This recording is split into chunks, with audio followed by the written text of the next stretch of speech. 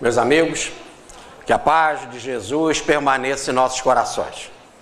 Eu quero falar para vocês o tema, o tipo biológico do futuro. Evidentemente que o tema do 20º Congresso de Franca é consciência, o voo para o espírito. Evidentemente que conforme que a consciência vai sendo ampliada, surgindo o que nós chamamos de zona de lucidez, ela vai nesse processo do ir e voltar, ou no processo reencarnatório, deixando cada vez mais marcas no plano espiritual. Toda a experiência que construímos aqui no plano físico vai para o plano espiritual, fica arquivado através da subconsciência no corpo espiritual, que é um verdadeiro modelo organizador biológico. Aí quando o corpo espiritual vem com essa nova experiência, numa outra reencarnação, ele plasma no corpo essa história passada. Então o corpo vai registrando a história da evolução da consciência. E a nossa palestra hoje vai ser então pelo lado de cá, não pelo lado de lá, mas por consequência do lado de lá. Em outras palavras, vai ser a história que está registrada no corpo. E como esse corpo vai evoluindo. É lógico que vamos tentar numa possibilidade de conseguirmos uma melhor didática, dividindo partes do corpo. Então nós vamos falar de 4 estágios. Nós vamos falar da evolução do cérebro, depois nós vamos falar da história que ali está registrada, né? E a projeção dessa história, projeção para o futuro. Nós vamos falar das mãos, do que está registrado nas mãos, aí todo o mistério da quiromancia, por exemplo, né? Da leitura das mãos, como a gente também faz a leitura do cérebro. Depois nós vamos falar sobre a leitura da face, ou a leitura do rosto, e da história que está registrada e o projeto futuro do rosto. Depois nós vamos fazer um apêndice, porque não está na palestra, nós vamos falar sobre a língua, para pegarmos o Aristão, aquela língua ferina. Essa parte será complementada pelo Maurício Crispim, né, Crispim? Ele já tem toda uma explicação sobre isso. Mas aí, continuando, na palestra agora, né? Na palestra nós vamos para a última parte, a 4ª parte, que nós vamos falar da história do corpo e o que está registrado no corpo como um todo. Então, está aí as 4 partes, né?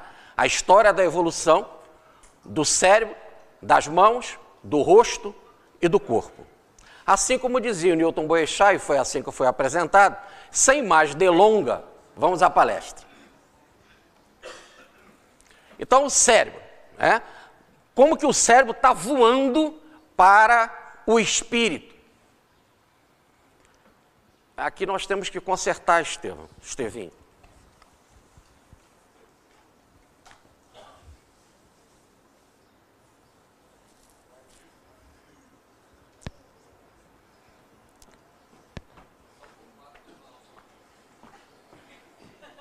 Eu não vou falar desse tipo de cérebro.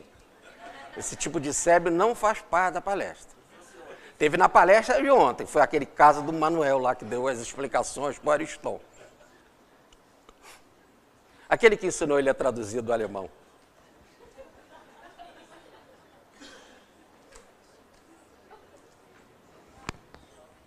Obrigado, querido.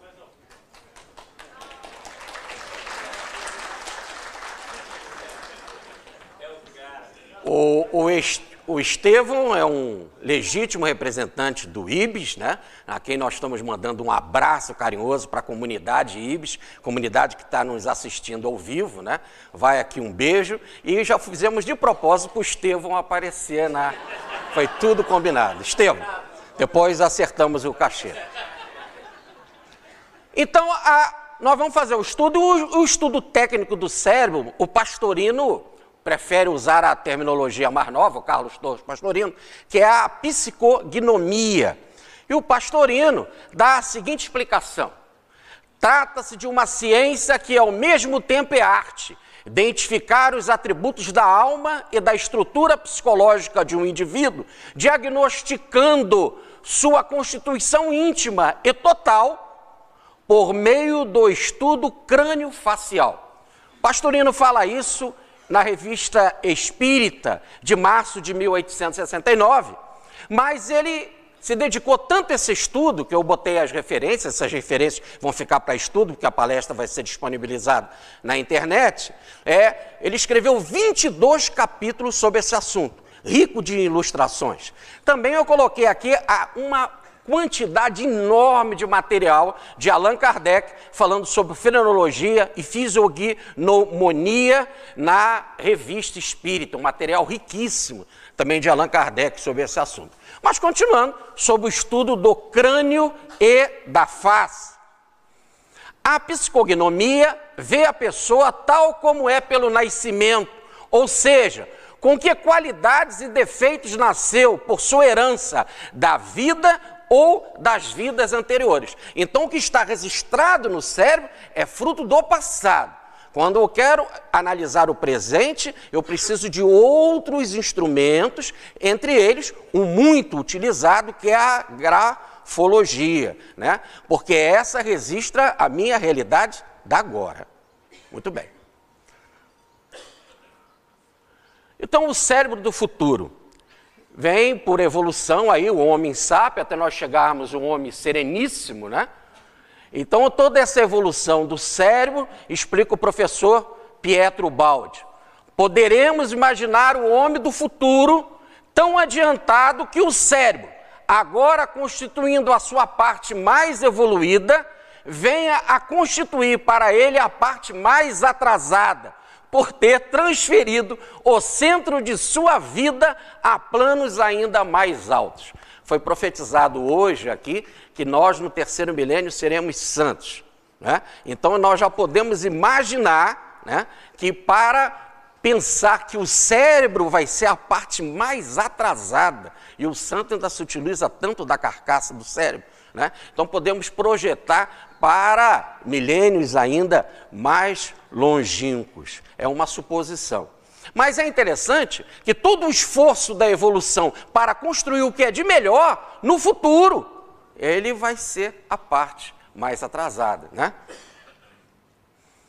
No passado, diz o professor Ubaldi no sistema, as articulações motoras, né, principalmente os pés, vamos pensar nos pés, foram a primeira conquista do ser, situado na vanguarda da evolução. E são agora o ponto mais atrasado do nosso nível. Está lá colado no chão, por exemplo, os pés. Mas foi o mais importante da evolução. Ele deu o quê? Movimento.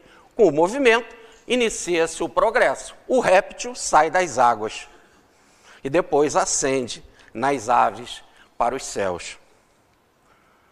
Assim, o nosso cérebro e o sistema nervoso, que hoje representa no homem a conquista mais avançada no seu processo evolutivo, representarão para o homem de amanhã o ponto mais atrasado em relação ao nível que ele houver atingido. E aí nós já podemos começar a fazer um exercício, né? Se esse é o ponto mais adiantado do cérebro, como que ele será o ponto mais atrasado? O que que nós vamos ter de mais adiantado? O professor Pietro Baldi faz esse exercício com a gente, nos dá algumas dicas.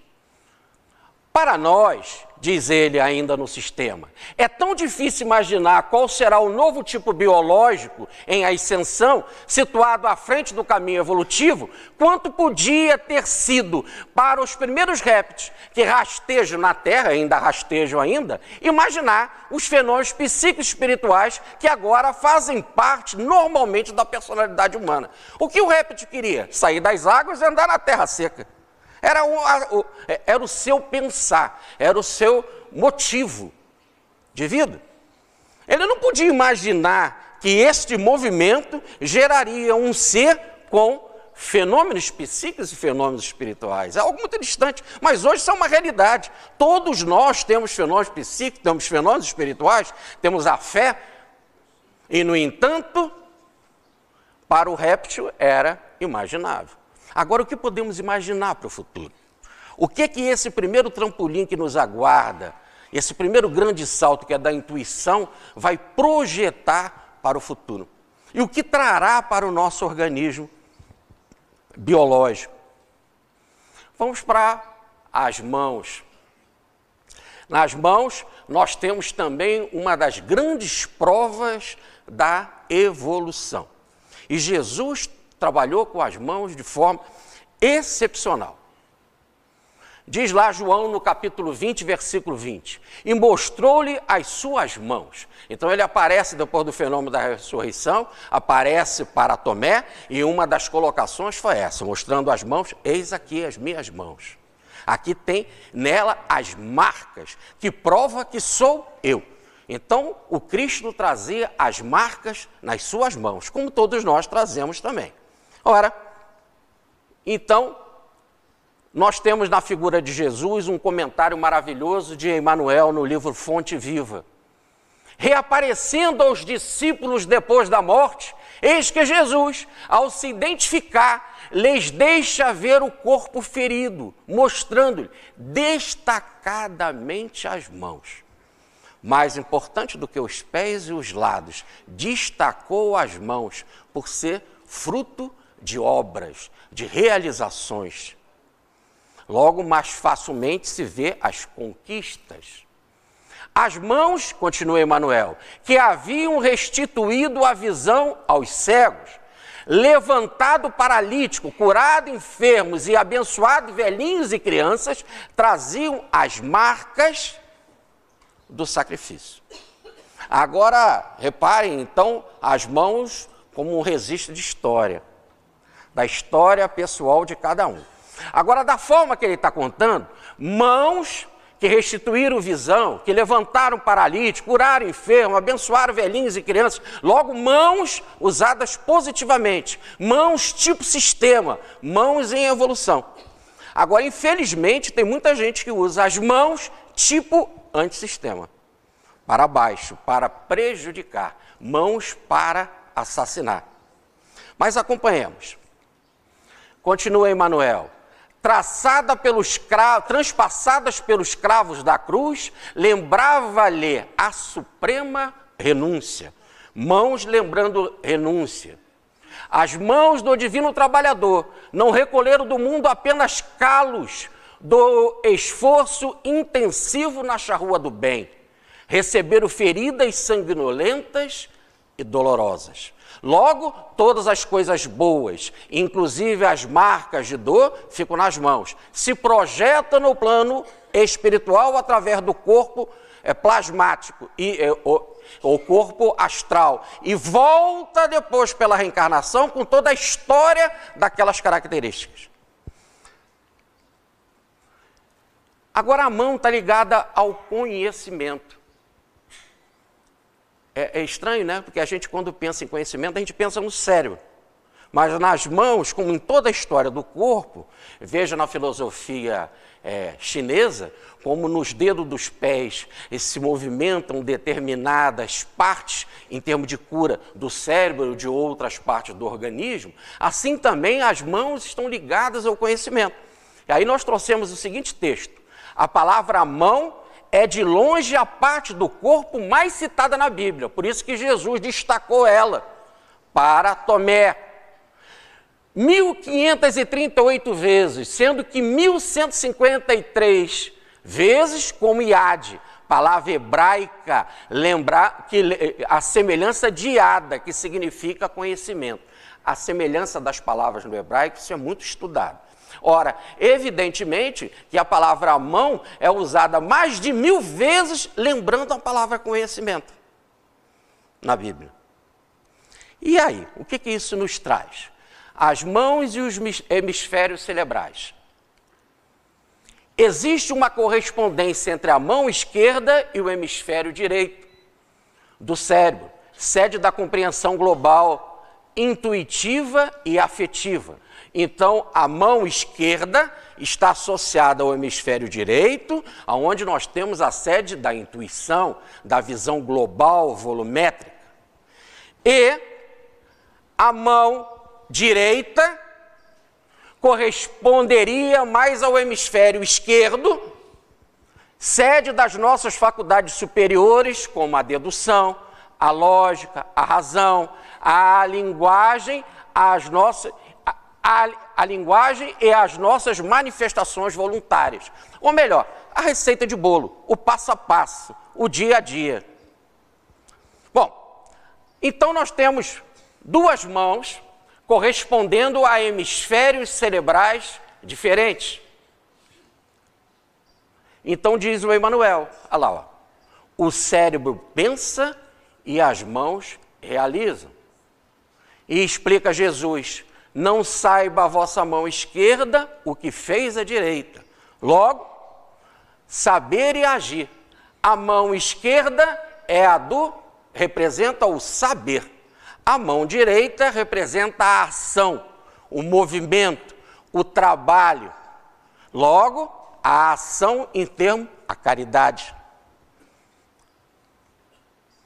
Então, a ação, a obra ou a caridade, simbolicamente é representada pela mão direita, porque é da ação. E Allan Kardec, na Máxima Paulina, nos fala, fora da caridade não há salvação, como lema do Espiritismo, lá no Evangelho segundo o Espiritismo. É que fora da ação, da prática cristã, da caridade não se evolui. Então, se a mão direita ela é da ação, então caridade. Ação, realização cristã, porque através da caridade ou da ação cristã, você evolui ou se salva. Ora, precisamente é o que está escrito na frase ditada por Jeová na Bíblia. O Yahvé, que é o nosso Jesus. Ele ensina ao profeta Jó, podes com a tua mão direita garantir a salvação. Então a salvação, que é fruto da ação cristã, da caridade, né, ela gera a salvação. E é lógico que você tem que então fazer a sua ação sem querer receber nada em troca, de forma desinteressada, com sabedoria, que é a mão esquerda. Por isso não saiba a vossa mão esquerda o que fez a direita, para que o teu fazer seja espontâneo, seja fruto do querer, não do dever, da obrigação ou do lucro, porque é a face da astúcia. E para chegarmos então ao nível da bondade, da justiça, como acena Pietro Baldi, nós precisamos chegar ao nível também do desinteresse, da realização do trabalho como missão, como já foi visto ontem aqui pela nossa Adelaide. Então nós temos as mãos na forma de benefícios, tipo sistema, positiva, para cima. Comenta Emmanuel. Mãos que dirigem, que constroem, que semeiam, que afagam, que ajudam, que ensinam. Logo, tipo sistema. Construir, semear, afagar, ajudar, ensinar. E aí os exemplos do Evangelho. Mãos que tocam em oração as criancinhas, vinde a mim as criancinhas. Mãos que curam, como a de Ananias, a cegueira de Saulo, depois da visão de Cristo, da surpresa de encontrar um mundo novo, que era a boa nova, que era o Evangelho. Mãos que convocavam os 7 diáconos, entre eles Estevão, para a missão da divulgação cristã. Mãos que abençoaram o apostolado de Paulo, impuseram as mãos sobre Paulo, derramaram o Espírito, ele começou a pregar, inicialmente pela ilha de Chipre, indo para a Turquia e chegando na Europa. Mãos que sustentam aleijado, curado, mas enfraquecido. Ele foi curado, mas ainda estava enfraquecido, os seus músculos ainda não conseguiam se sustentar em pé, então ele foi firmado, sustentado, é uma obra de bem. Agora, nós temos mãos danos, mãos tipo antissistema. Já que nós estamos na fase do livre-arbítrio, nesse nível atual da nossa consciência, e temos a possibilidade de escolha, e quase sempre fazemos da escolha a ação, podemos usar o grande patrimônio evolutivo das nossas mãos ainda para evoluir para o mal. Então é mãos tipo dano, tipo antissistema. Diz o nosso querido Emmanuel no livro Fonte Viva. Mãos que matam, mãos que ferem, mãos que apedrejam, mãos que batem, mãos que incendeiam, mãos que amaldiçoam, mãos que escrevem livros tortos e que inflamam multidões para o precipício, para a guerra, para o caos. Então, no exemplo bíblico, nós temos mãos que mataram as criancinhas de Belém. Logo, as criancinhas, né, que merecem tanto nosso olhar de carinho, de alegria. Mãos que degolaram João, o Batista, o precursor do Senhor. Mãos que esbofetearam Jesus. Mãos que chicotearam Jesus. Mãos que apedrejaram Estevão. E mãos que compraram consciências. Quando Jesus ressuscitou, os guardas vieram até ao Sinédrio falar com as autoridades que a pedra saiu do lugar e o Senhor ressuscitou e não estava ali. E eles disseram, não conte isso para ninguém. Mas como? Nós somos guardas da guarda de Pilatos. Vocês vão dizer que estavam dormindo, os apóstolos foram lá e roubaram o corpo dele, mas nós não podemos dormir em trabalho? Eles argumentaram. O que Pilatos vai dizer? Aí deram para eles uma sacolinha de dinheiro. Falaram assim, tome isso para você e pode deixar que com Pilatos a gente se ajeita, que ele também gostava de um sacolão de dinheiro. É o homem da astúcia. Compraram consciências e diz o nosso Humberto de Campos, pela psicografia de Chico Xavier, nesse momento criou a filosofia da dúvida. Ressuscitou, roubaram o corpo. Mas, já no nosso nível, podemos tratar de alguma coisa interessante com as mãos. Diz o Evangelho que os apóstolos, os seus seguidores, os discípulos, serão conhecidos por muito amar. E às vezes nós não concordamos com uma determinada corrente de pensamento, ou com uma determinada pessoa, ou com uma determinada postura. Por exemplo, há muitas pessoas que não aceitam a obra do professor Petrobaldi. Tem outros que não aceitam a obra de Rustem, tem outros que têm problema de compreensão da teosofia. E dentro das correntes internas, tem pessoas que pensam diferentes. E aí acaba havendo a tal da discórdia, a ciumeira, a brigalhada. Mas será que nós não podemos estender um pouco mais e respeitar cada um no seu nível e entender a tal da zona lúcida, que é o nível de consciência de cada um, e percebermos na frase extraordinária, eu não concordo com uma frase que você disse, mas defenderei até a morte o seu direito de dizê-la, respeitar a liberdade do outro, já que você também tem a liberdade de expressar as suas ideias e necessariamente você não está certo. Porque já foi dito, a verdade é relativa e ela pertence ao momento evolutivo, à zona lúcida de cada um. Mas temos aqui um exemplo muito interessante. Havia uma divisão no cristianismo nascente. Paulo fazia uma missão com Barnabé entre os gentios e a Casa do Caminho em Jerusalém não concordava com essa missão.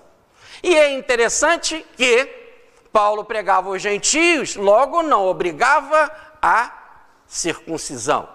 E o que Jerusalém queria, a Casa do Caminho, é que todo cristão fosse circuncisado, voltasse à lei antiga, à primeira revelação. E que também não comesse a carne aos ídolos, a carne de porco, a carne sufocada com sangue, são regras. Os mandamentos divinos são 10, mas no total nas escrituras nós temos 613. Souberam multiplicar muito bem, 348 negativo, não faça, e 248 positivo, faça. Assim, diante dessa situação, a igreja estava dividida, criando problemas. E aí, nesse exato momento, fizeram um concílio em Jerusalém. Paulo e Barnabé foram para Jerusalém para conversar, trocar ideias, para criar pelo menos um espaço de fraternidade e comunhão. Mas do lado de lá, em Jerusalém, nós tínhamos João, Pedro e Tiago. Do lado de cá, Paulo e Barnabé. E como eles se comportaram, né? Quase sempre os homens em dois grupos vão para o ringue guerrear e usar a mão no sentido dano, no sentido antissistema, para brigar, né? Para lutar, né? Para bater, para esbofetear, para ofender, para fazer gestos feios, agressivos. Mas olha como que eles agiram. E conhecendo, diz Paulo, a graça a mim concedida, Tiago, Cefas ou Pedro e João, tidos como colunas da igreja, estenderam-nos as mãos, a mim e a Barnabé, em sinal de comunhão. Não concordo com você, mas como vai? Está bem? Foi bem na sua missão? Como é que está o trabalho? Olha que bacana. Começaram a reunião no espírito de comunhão e fraternidade. Eu não concordo com o que você faz, mas vamos nos encontrar, vamos nos cumprimentar, vamos ter um espaço de abertura de amor. Sem amor, não há evolução. E o amor, muitas vezes, começa com o primeiro gesto do cumprimento. As mãos fazendo a aproximação num gesto maravilhoso de amor.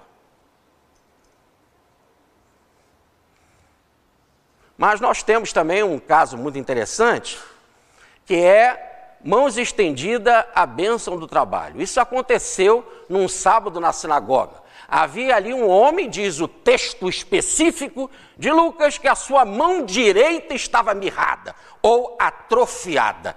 A mão direita é da ação. A mão direita é da caridade. Logo, a mão direita era do trabalho. É interessante que a grande síntese, eu marquei ali no capítulo 79, fala que atualmente nós temos um novo mandamento além dos 10. E o novo mandamento se chama trabalho. O livro dos Espíritos, na questão 674, fala que o trabalho é lei natural. Logo, naquela época em que o trabalho intelectual era pouquíssimo utilizado, extremamente reduzido, um homem que tinha a mão direita atrofiada, como ele ia viver como um homem do campo, fazendo o seu trabalho no arado, na colheita? Como que ele ia fazer o seu trabalho como construtor, como um carpinteiro, como um pedreiro, como um ferreiro, como um sapateiro? Então a mão era um sinal de vida para ele. Se ele não tivesse a mão direita para poder trabalhar, que é o símbolo do trabalho, como ele iria sobreviver? Ou melhor, como ele iria viver e sustentar os seus familiares? Aí vocês poderiam dizer, ia para o computador. Não era a época, né? O trabalho intelectual não estava assim desenvolvido, não é isso? Então, ali era a cena, o cenário, era um sábado. Havia ali um homem que tinha a mão direita mirrada. E os escribas e os fariseus observaram-no se Jesus o curaria no sábado, para acharem do que o acusar. Porque se ele cura esse homem no dia de sábado, ele está indo contra a lei de não fazer nada no sábado, logo ele seria acusado. Mas o homem não sendo curado, não sobreviveria. Então pode matar um homem, pode não dar condição de trabalho, de dignidade social para uma pessoa viver. Então, diante desse quadro, nós temos, disse Jesus ao homem que tinha a mão mirrada, levanta-te e fica no pé no meio, bem no meio, para que todo mundo possa ver e ser exemplo para todos. O que você vai fazer e o que eu vou fazer. Seja exemplo para todos. A mão como símbolo de exemplo. Então Jesus lhes disse, é lícito nos sábados fazer o bem? Esse homem, coitado, que não pode trabalhar, ou fazer o mal? Deixar ele assim, sem condição de sobreviver, na vergonha de ter que mendigar. E em homens frios, que no sábado se reúnem na sinagoga, mas não dão esmola, e ficam arrumando um pretexto para acusação, para intriga, para briga, e não ajudam. Ou é lícito salvar a vida, dar ele a oportunidade de salvar a vida dele pela dignidade do trabalho, porque não há nada mais digno que o trabalho, porque gera o salário é digno, e deixa o homem digno.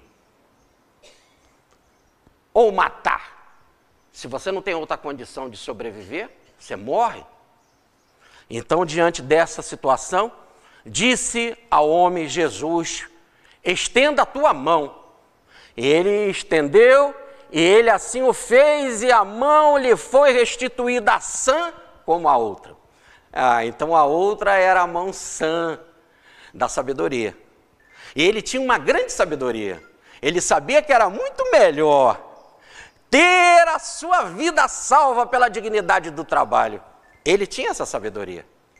E ele buscava isso, essa esperança na sinagoga. Apesar de não ter condição de sobreviver fisicamente, ele foi à sinagoga no sábado. A esperança em Deus, a esperança no alto, a fé que remove montanhas. Ali estava a resposta à figura de Jesus, dignificando o homem, dignificando a vida, dignificando o trabalho. E dizendo que agora as duas estavam sãs. Sabedoria na esquerda e ação, trabalho na direita. Mas as mãos falam de mais coisas. As mãos significam antenas vivas. E diz o nosso querido Emmanuel, no livro Fonte Viva: todos possuímos nas mãos antenas vivas, por onde se nos exterioriza a vida espiritual.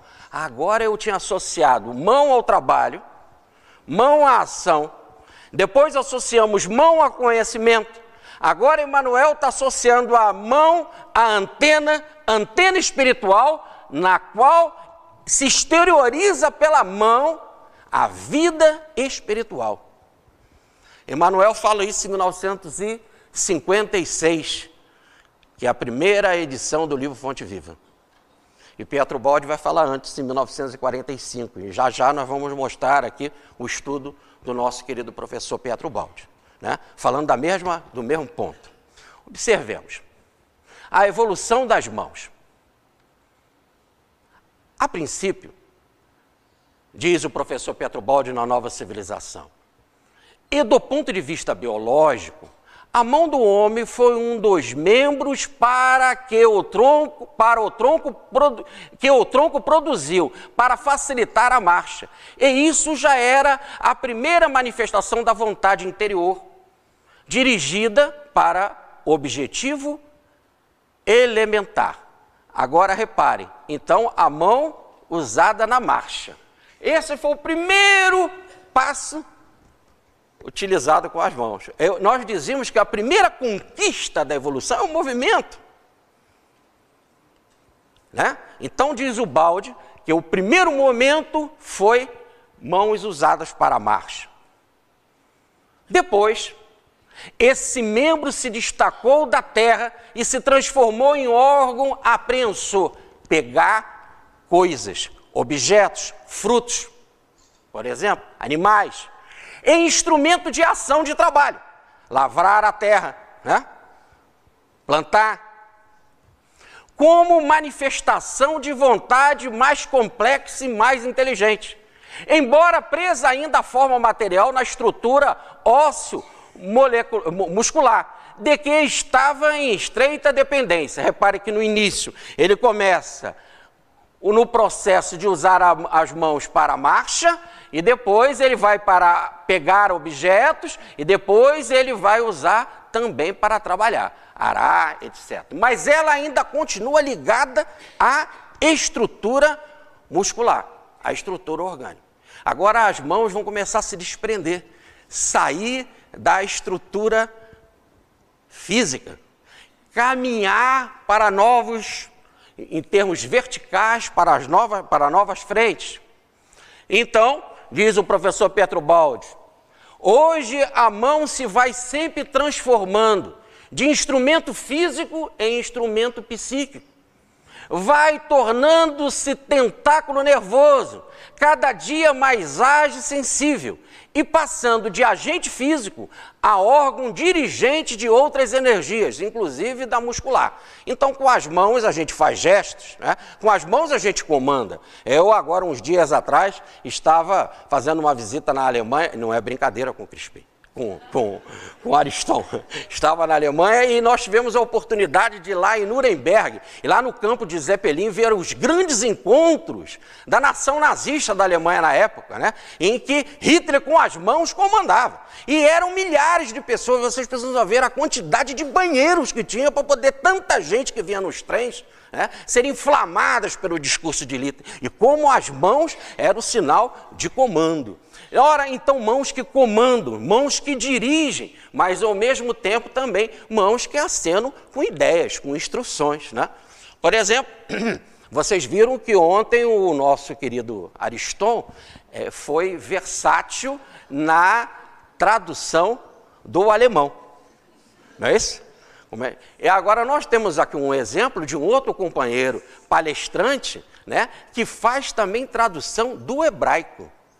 Só que ele faz com as mãos, que é o nosso Maurício Crispim, que teve de dar uma saidinha. Mas o nosso Crispim, ele fez a tradução direta do hebraico. E foi assim. Nós estávamos em Jerusalém e ele queria tomar um chopp. Mas ele tinha esquecido do cursinho de inglês, que é Draft Beer. E ele só falava beer e traziam para ele a cerveja. E ele gosta de chopp. E ele não sabia. Então, em todos os lugares que pedia, não dava certo. E ele começou a fazer assim, ó. Quer dizer, tire na pressão e me dá para eu beber. Até que veio uma moça, muito simpática, muito bonita, e trouxe lá o chopp para ele, uma água mineral para mim. Se eu estou lembrado. Se eu estou lembrado. Então, trouxe um chopp e perguntou para ele assim, no mais legítimo hebraico, por que você não falou em português, ué? Eu sou brasileira. Muito bem. Então, repare que mas as mãos deram certo, né? As mãos deram certo. Então, as mãos, você faz comando com ela, você conversa com as mãos. Repara como os nossos surdos, através, inclusive, de uma experiência de São Francisco de Sales. São Francisco de Sales, ele morreu e tinha o seu mosteiro, ali ele desencarnou, em Lyon, em frente ao estabelecimento de águas minerais, onde nasceu Allan Kardec. E Francisco de Sales, então Allan Kardec nasceu não só no estabelecimento de águas minerais, ultramoderno, um spa, né? Com massagens e temperaturas térmicas para a água, etc. Um parto assistido pelo Dr. Pierre Rodamel, mas o mais interessante, o ambiente espiritual, né? Em frente nós tínhamos um ambiente de grande vibração espiritual. E o Francisco de Sales fez os primeiros ensinos com as mãos para os surdos, por isso que ele é o protetor dos surdos. Então as mãos conversam, as mãos falam, e nós estamos vendo aí, ó, hoje a mão você vai sempre transformando de instrumento físico em instrumento psíquico, vai tornando-se tentáculo nervoso cada dia mais ágil e sensível, e passando de agente físico a órgão dirigente de outras energias, inclusive a muscular, por exemplo, o passe.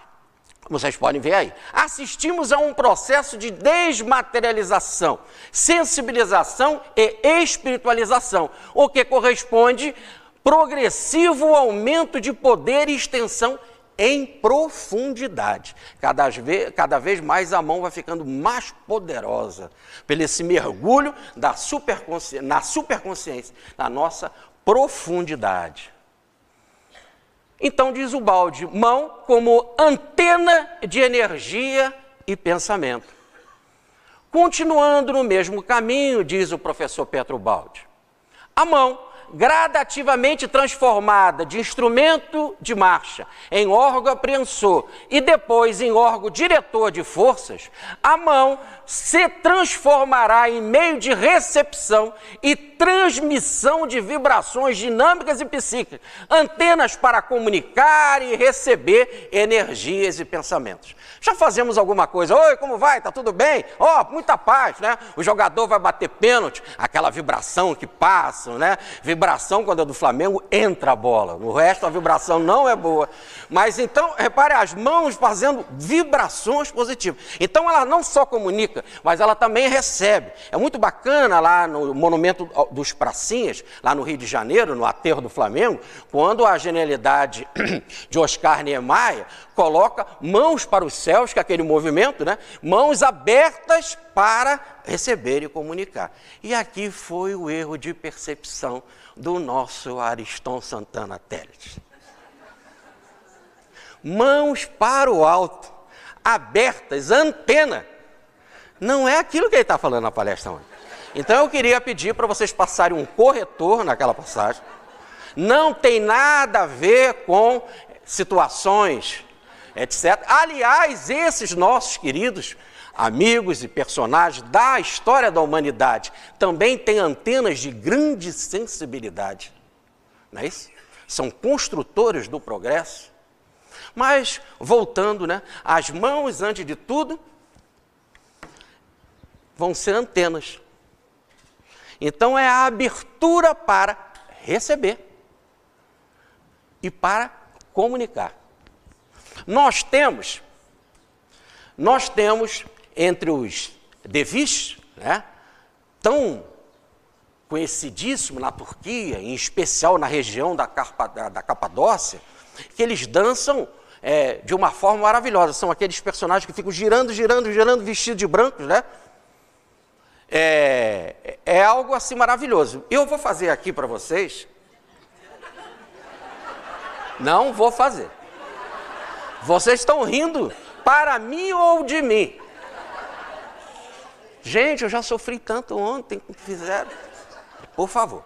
Mas acontece que é o seguinte: os devis, eles dançam dessa forma. E conforme que eles vão girando e fazendo o movimento que atrai energias, a ideia é essa: mão que capta e mão que derrama em bênçãos. É isso que os devis fazem. Eles apanham energia celeste e doam para nós energia celeste.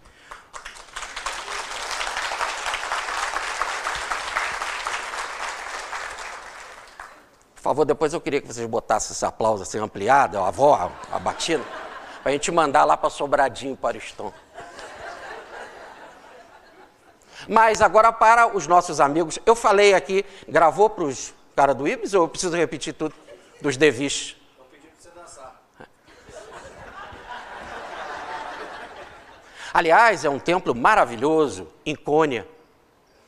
E do lado nós temos a igreja de Paulo de Tarso, onde ele sofreu tanto lá em Cônia, né? Teve depois de fugir para a cidade de Derbe. E ali nós tivemos a oportunidade de ver a dança dos devis e depois visitar a igreja de Paulo e cantar lá o canto da caridade, acompanhado do nosso querido Ferdinando, né? A caridade, o amor é paciente, é benigno, não é invejoso, etc, etc. O amor tudo sofre, tudo espera, tudo crê, tudo suporta. E conclui Paulo: o amor jamais acaba. Então ali nós estamos nesse terreno do amor, é apanhar o amor e derramar para a humanidade tão seca, tão carente de amor. Veja o caso do homem da mão mirrada, né? Cristo apanha do alto e derrama para ele, para transformá-lo em vida. Vida, fruto da dignidade, da honra, do trabalho. Muito bem. Já li toda essa passagem? Já. Estão com pressa? Não? Tá.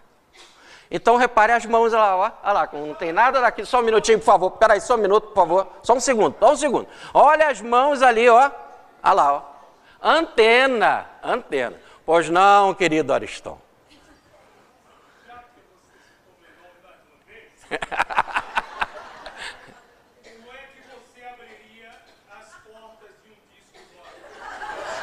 Antenas, obrigado pela visita. Obrigado pela visita que vocês trazem. Venham habitar a terra, a fraternidade. Aqui está cheio de héteros e de homos para abraçá-los.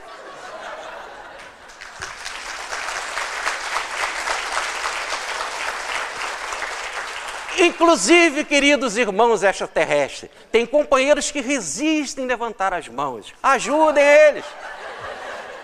Eles estão lá no central.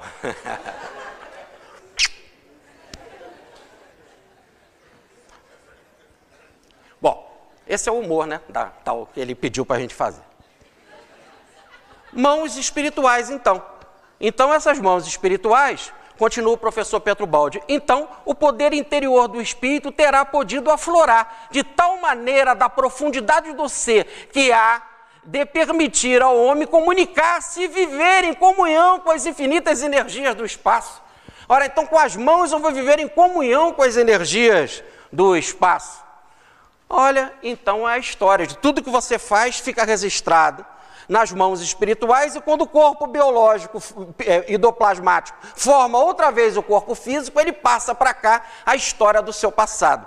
E aí nós temos a quiromancia espiritual. Olha lá, diz o nosso Emmanuel: não ouvides que, além da morte, quer dizer, depois que a gente desencarna, nossas mãos exibam os sinais lá no corpo perispiritual da nossa passagem pela Terra. Então o que a gente faz aqui, a gente leva para lá, fica marcado na mão do corpo espiritual.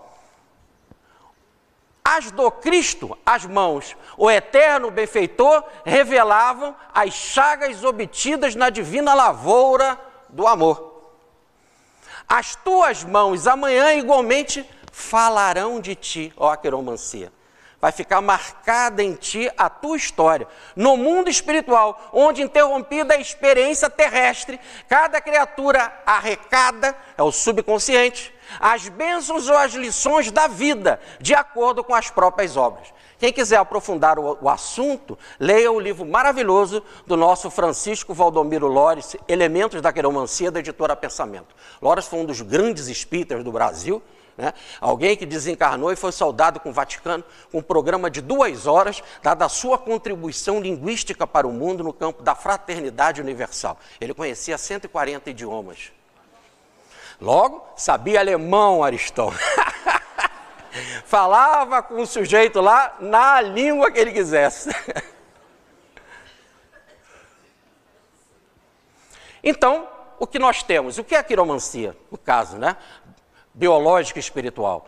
Somos nós os construtores da nossa própria história. E é lógico que as mãos realizam e a memória resista para sempre na subconsciência. Tudo se fixa. E depois se desenrola no destino, que é a verdadeira releitura dos arquivos produzidos pelas mãos. Assim, para os que sabem ler, as linhas das mãos são fontes da história pessoal de cada um. É o caso da senhora Cardone, viúva, que no dia 6 de maio de 1857, depois em 1866, vem confirmar a Allan Kardec, dizendo que ele trazia e ela visualizava nas suas mãos a tiara espiritual da sua liderança como sacerdote druida no passado. E agora, a liderança, através do Livro dos Espíritos, na implantação da terceira revelação do Livro dos Espíritos. O rosto. Esta pintura foi feita por esse pintor, que eu vou pedir aqui o Ariston para ler para a gente o nome desse pintor. Leia devagar, pausadamente, Ariston.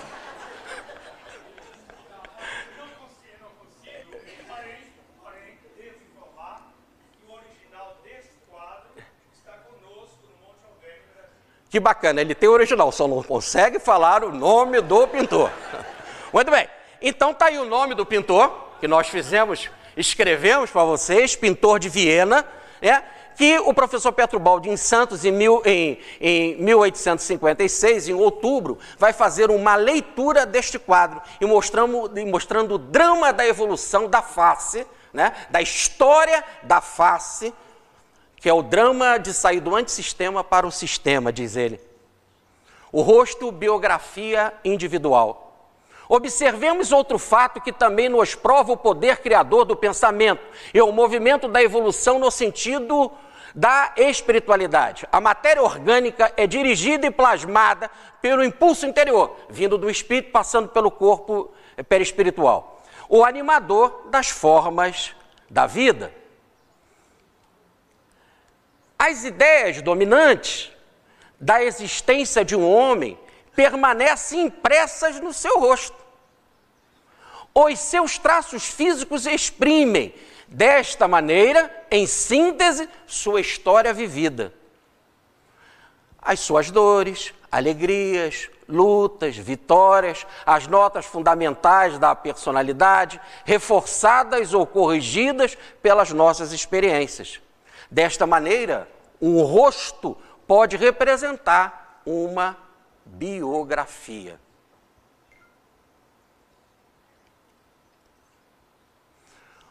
O significado das várias partes do corpo humano. Se o rosto pode significar uma biografia, então você olha no espelho e você se vê. Qual é a tua história que você vê ali? O que você pode analisar do seu rosto? Vamos ver Frei Leão, o principal discípulo de Francisco de Assis, o seu enfermeiro, o seu grande biógrafo, o seu sacerdote, o seu confessor. Ele olhava para Francisco, o que ele lia. Vocês querem saber? Ele escreveu um livro chamado O Espelho da Perfeição. Imaginem, você olhar para o espelho e ver a perfeição. Você olhar para o espelho e ver Cristo. Você olhar para o espelho e poder dizer, Alter Cristo, o novo Cristo. O espelho da perfeição. Então, qual é a história do teu rosto? Vamos primeiro tentar fazer a correlação com as partes do corpo. A parte inferior do corpo, dos pés ao ventre, constitui a animalidade, diz o professor Ubaldi. A parte mais atrasada que nós temos, dos pés ao ventre. A parte média, do peito ao coração, representa o sentimento. Então, do peito ao coração, o sentimento. Por isso que a gente diz, eu te amo, e bota a mão aqui, não na cabeça, não no pé. Eu te amo, tá certo? E a parte superior, a cabeça e cérebro, que representam a alma, a personalidade. Agora, vamos transferir esta informação, quer dizer, quem vai fazer o balde, do corpo para o rosto. Então, no rosto nós temos a mesma representação. O maxilar e a boca exprime, quando muito desenvolvidos, a animalidade voraz e egoísta, a avidez e a sensualidade bestial. Repare que na pintura, o rosto aqui mostra que a parte do maxilar da boca é a parte menos significativa desta pintura. A pintura vai para o alto, para a cabeça. Então, não predomina a animalidade voraz, nem o egoísta, nem a bestialidade. Os olhos, a parte mediana do rosto, exprime o sentimento do coração, emotividade passional, podendo tomar parte da vida inferior, quanto na superior, revelada pelo rosto. No primeiro caso, quando os olhos respondem à parte superior, no primeiro caso, no primeiro caso é quando os olhos vão para a parte inferior, né?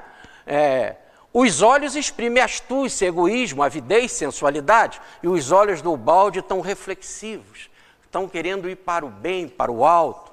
Então, no segundo caso, a inteligência, a generosidade, a bondade, assim como a sensualidade sublimada no plano de amor espiritual. Então, a parte superior dos olhos caminha para o alto.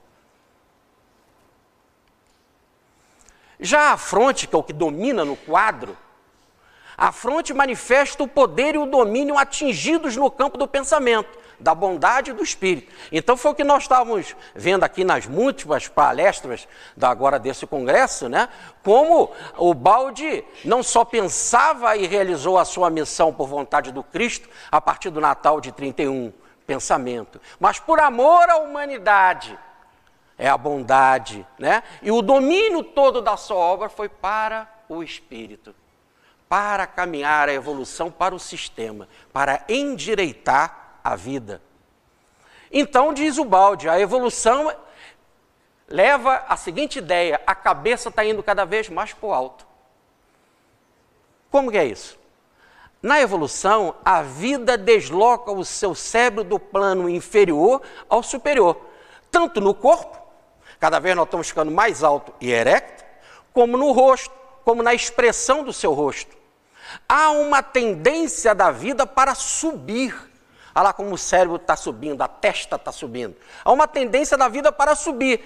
Também espacialmente, olha lá, para o alto, da terra para o céu. Tendência em ser cada vez menos réptil, que rasteja, ou quadrúpede. E cada vez mais homem, que caminha, levantando a cabeça para o alto.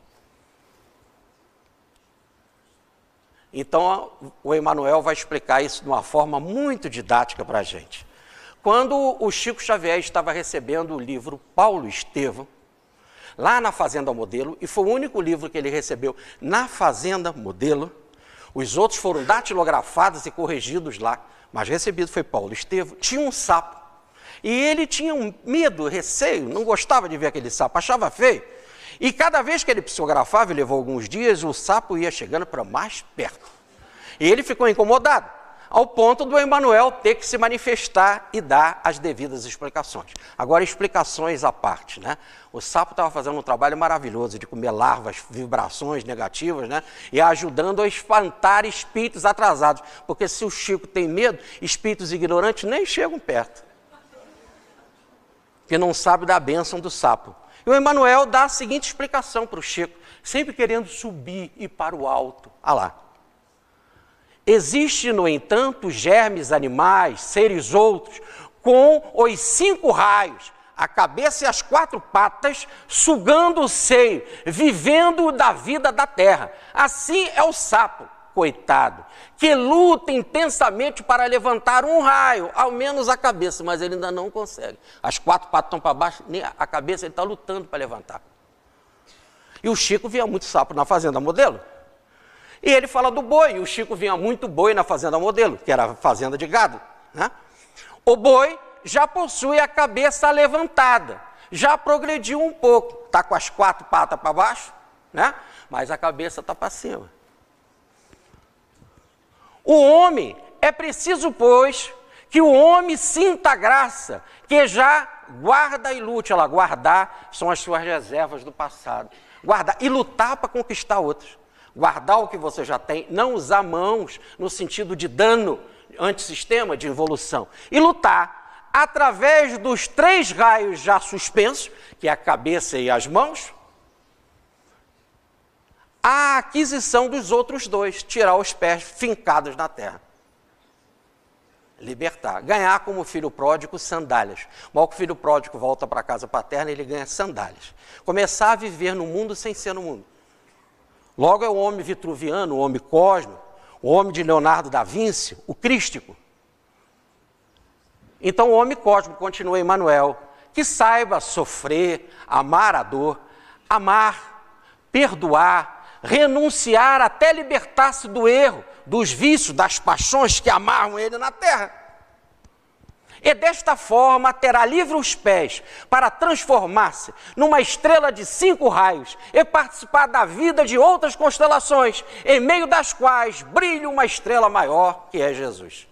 Chegarmos da angelitude à unidade crística.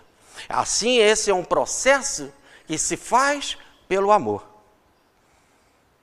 E continua o Baldi, falando da leitura psíquica do destino.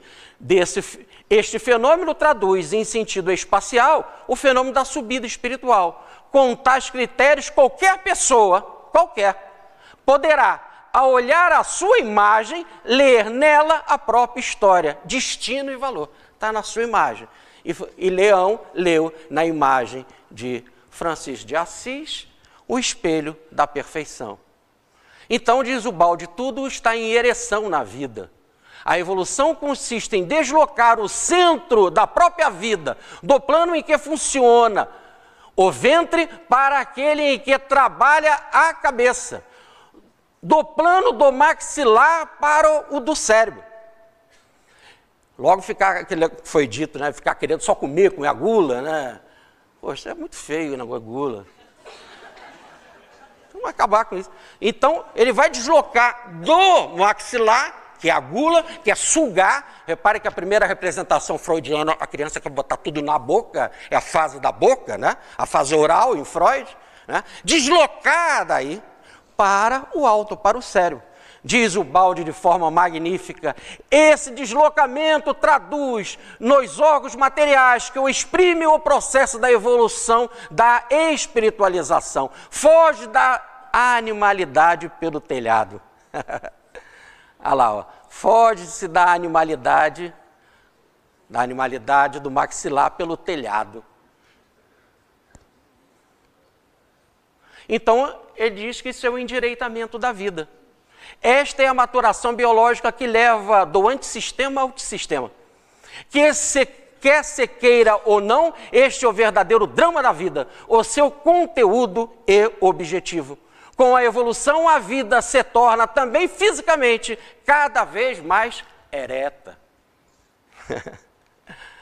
Este erguimento da vida, também em sua forma material, representa a transformação, o endireitamento, diz ele, da existência, partindo de sua forma material no antissistema para a sua forma espiritual no sistema. Por fim, para fechar aqui a nossa apresentação, eu quero falar do corpo. E, evidentemente, o Cristo é o maior modelo biológico que nós temos, como é o maior modelo psíquico, como é o maior modelo espiritual. Pergunta 625 do Livro dos Espíritos, né? O Cristo é um modelo. E aí diz o Baldi, o corpo ectoplasmático, fisiologia do supranormal. Somente esses conceitos de vida psíquica podem guiar a ciência até as portas de uma ultrafisiologia, ou fisiologia do supranormal, ou, como vedes despontar nos fenômenos mediúnicos, aqui com a médium Florence Cook e o espírito Tikatia Kings materializado. Está na grande síntese de Pietro Baldi. Aqui as relações entre matéria e espírito são imediatas. O psiquismo modela uma matéria protoplasmática, mais evoluída e sutil que é o ectoplasma. Então ele pega o ectoplasma e modela o ectoplasma. Só que quando ele faz isso pela gestação materna, quando ele faz isso, já toda uma estrutura biológica de milhões de anos. Agora está se ensaiando algo novo, em que ele está pegando uma matéria que não é tão comum no organismo, né, que é rara no organismo, que é o ectoplasma, e modelar ela. Logo, são tentativas para formar um novo corpo. Diz o Baldi, a nova construção, olha lá, a antecipação evolutiva. O corpo ectoplasmático é uma nova construção, uma antecipação evolutiva. Não possui, naturalmente, a resistência das formas que se estabilizaram por uma vida longa. Seu desfazimento é rápido, por isso que as materializações são rápidas. As estradas novas e de exceção ainda são anormais e inseguras. Os produtos da fisiologia supranormal, que emergem dos caminhos habituais da evolução, necessitam fixar-se por tentativas e longas repetições na forma estável. Então tem que ter muitas tentativas para se fixar definitivamente o corpo ectoplasmático, que é o do futuro. Logo, o ectoplasma é um pressentimento do futuro. Corresponde àquele processo de desmaterialização da matéria. Então, conforme que a nossa matéria for se desmaterializando, nós vamos viver num corpo ectoplasma. A matéria química do ectoplasma corresponde a uma avançada desmobilização dos sistemas atômicos em movimentos vorticosos ao longo da escala de elementos para pesos atômicos máximos, saindo dos menores para os máximos pesos atômicos. Logo, o ectoplasma, nós temos o fósforo, peso atômico 31, corpo sucedâneo, aceito apenas em doses moderadas no ciclo da vida orgânica. Agora nós temos pouco fósforo. Por isso que a gente precisa comer muito peixe. É bom peixe para dar paz.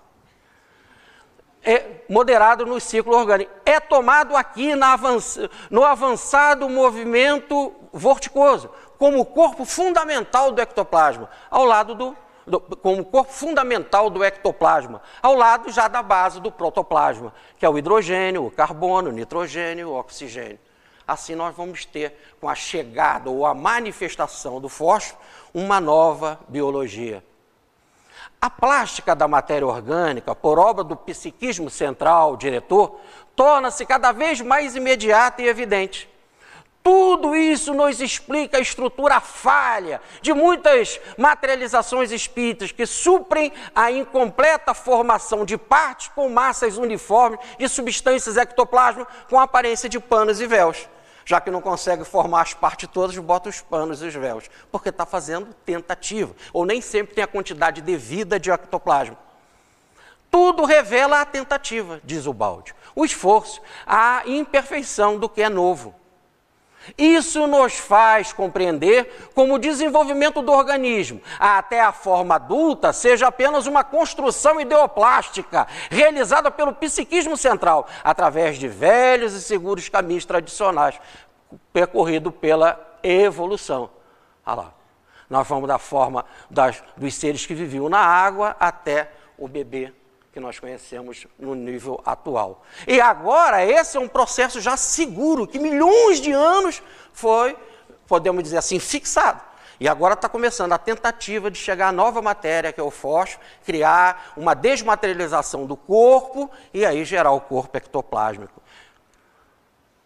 Então, diz o professor Pietro Baldi na Ascese Mística, o Cristo histórico, gênio, reformador, Marte, o homem visto por todos, é o fato tangível e inegável em que o supersensível se materializou.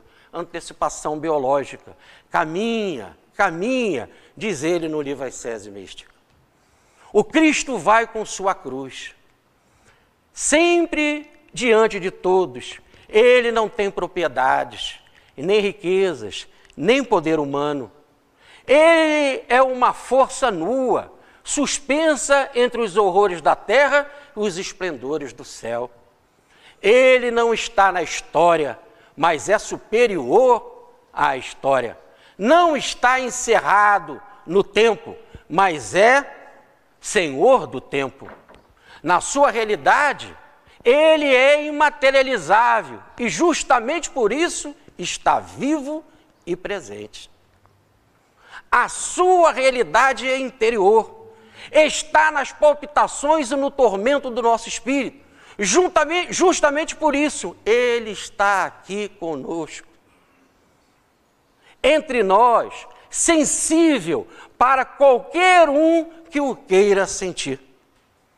Ele está vivo e presente. E o mundo, porque ele não é feito de matéria, não o reconhece.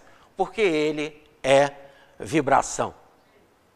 E assim, então, para chegarmos ao fecho da nossa palestra, né, esse Cristo luz, esse Cristo vibração, esse Cristo presente, esse Cristo imaterializável, a materialização do supersensível, a projeção biológica do que nós seremos no futuro, o nosso querido Chico Xavier recebeu um poema lindíssimo, falando do Cristo de Deus e sintetizando esse ser cósmico que nos abençoa e que, no qual, sendo nosso modelo, nós caminhamos para ele, espiritualmente, psiquicamente e biologicamente.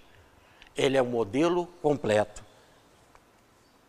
O Cristo de Deus, lendo o livro de Manuel Quintão, diz o espírito antero do Quental, Cristo de Deus, que eras a pureza eterna, absoluta, invariável, antes que fosse a humana natureza, este cosmo, matéria transformável, que já eras a fúlgida realeza, desta luz soberana, imponderável, o expoente maior dessa grandeza, da grandeza sublime do imutável.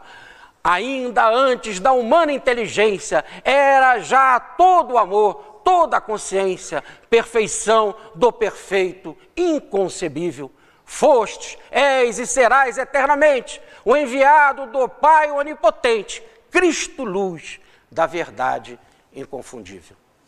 Meus amigos, eu desejo a vocês a paz de Deus e solicito encarecidamente que me coloque nas orações, nas vibrações, no carinho de vocês. Muita paz.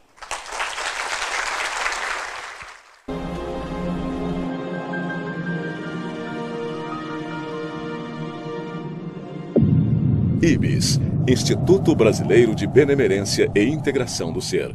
www.ibis.org